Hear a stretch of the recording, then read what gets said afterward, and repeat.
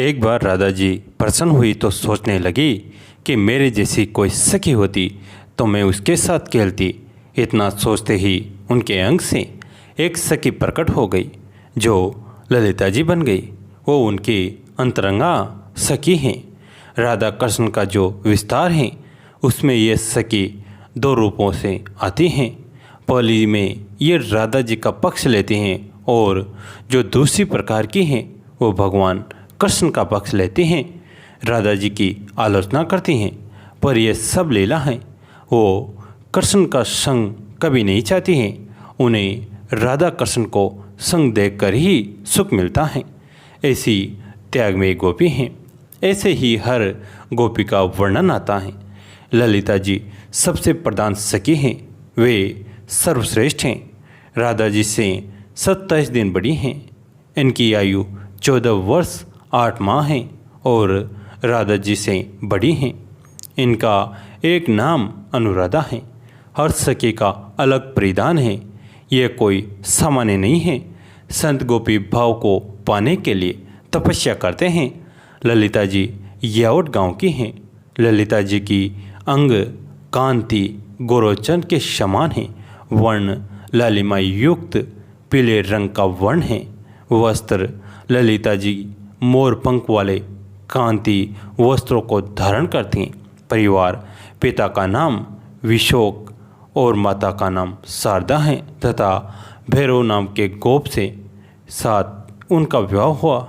निकुंज में इनकी सेवा कपूर मिश्रित ताम्रमूल फल राधा माधव को देती हैं। यह नित्य की सेवा है और हर गोपी अपनी सेवा बड़ी तन्मयता से करती हैं। गोपी जीवन का उद्देश्य ही एक है, राधा माधव की सुख सामग्री को जुटाना। जब रासलीला शुरू हुई तो करोड़ों सखियाँ थी। ये पूर्व जन्म के संत वेदों की रचनाएं थी जिन्होंने भगवान से उनका साथ विहार मांगा था। तो जब रास शुरू होता है उसमें हर एक का प्रवेश नहीं था। पुरुषों का प्रवेश निषेध था। ललिता जी द्वार पर खड़ी थी। ललिता जी की आज्ञा के बिना कोई प्रवेश नहीं कर सकता था। जब भगवान शिव आए तो ललिता जी ने मना कर दिया। तब भगवान शिव ने कहा कि कृष्ण हमारे आराध्य हैं। ललिता जी ने कहा कि यहाँ रास में कृष्ण के अलावा और कोई पुरुष प्रवेश नहीं कर सकता। जब शिव जी ने उनसे रास में प्रवेश पाने की युक्ति पूछी तब ललिता जी ने उन्हें गोपी का श्रृंगार करवाया, चोली पहनाया, कानों में कर्ण फूल और घूंघट डाला, कानों में युगल मंत्र दिया और तब प्रवेश हुआ।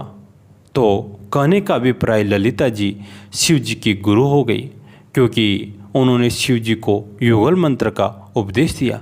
कलयुग में ललिता जी का अवतार स्वामी हरिदास को माना जाता है। वही ललिता जी का अवतार है।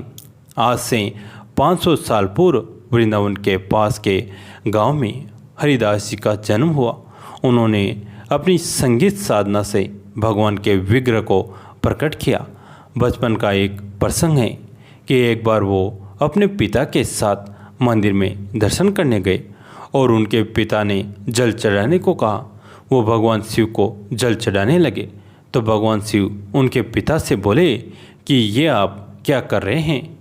ये तो मेरी गुरु हैं और भला कोई गुरु से सेवा लेता है?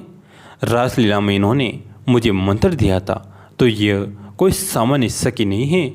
ललिता जी को शिव जी की अपना गुरु मानते हैं। अतः स्वामी हरिदास को ललिता जी का अवतार माना जाता है। ललिता जी का जन्म यावट गांव में हुआ। उनका निवास स्थान ऊंचा गांव है। इनके प्रयत्नों से ही राधा माधव का मिलन हुआ। जब उन्हें पता चलता है भगवान गोवर्धन पर आते हैं तो वो राधा जी को वृंदावन से मिलाने के लिए वहाँ लेकर आती हैं। हर प्रयास करती हैं राधा माधव को संग रखने का।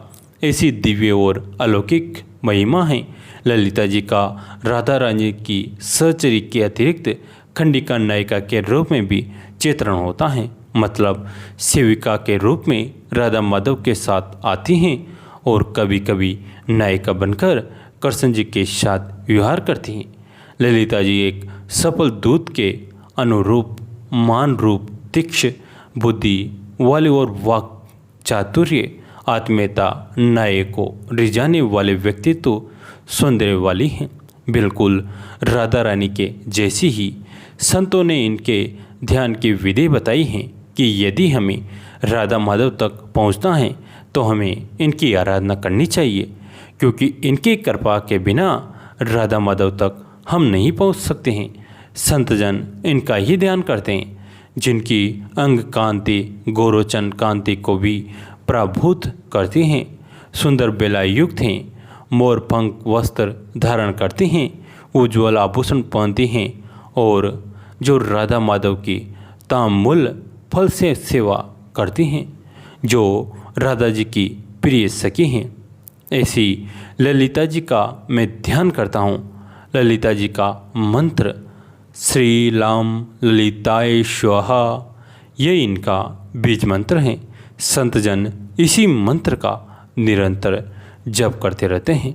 ये राधा जी काव्य व्यूर रूपा हैं। ललिता जी के युद्ध की आर्सकी इस प्रकार हैं: रतन प्रभा, रतिकला, सुभद्रा, चंद्र रेखिका, कलामप्री, जय जय श्री राधे। ब्रजवासी कौन हैं? 4 प्रकार के मनुष्य ब्रजवासी माने गए हैं, जिनका जन्म ब्रज में हुआ हो, चाहे रहता है कहीं भी, वो ब्रजवासी हैं। जिसका जन्म कहीं भी हुआ लेकिन रहता ब्रज में है, वो ब्रजवासी हैं। जिसका जन्म कहीं हुआ और रहता कहीं पर भी है, पर प्रमुख त्यौहार पर ब्रज में आता है, वो ब्रजवासी हैं। जिसका जन्म कहीं हुआ रहता भी कहीं और है, कभी भी ब्रज में न आया हो, लेकिन जिसका दिन पल पल ब्रज में आने के लिए तड़पता हो, वही सबसे बड़ा ब्रजवासी है, क्योंकि उसका दिल सदैव ब्रज में वास करता है। दोस्तों, अगर आप भी ब्रज में वास करना चाहते हैं तो इनमें से किसी एक को अपना सूत्रधार बना लीजिए। सुना लगे सारा देश वृंदावन कुटिया बनाऊंगी, श्री कुंज बिहारी श्री हरिदास। कैसी लगी है कहानी? अगर अच्छी लगी है तो लाइक कीजिए, अपने दोस्तों के साथ फैमिली के साथ शेयर कीजिए। मित्रों, अगर ऐसी कहानियाँ सुनना चाहते हैं आप तो हमारे चैनल को सब्सक्राइब जरूर करें। धन्यवाद।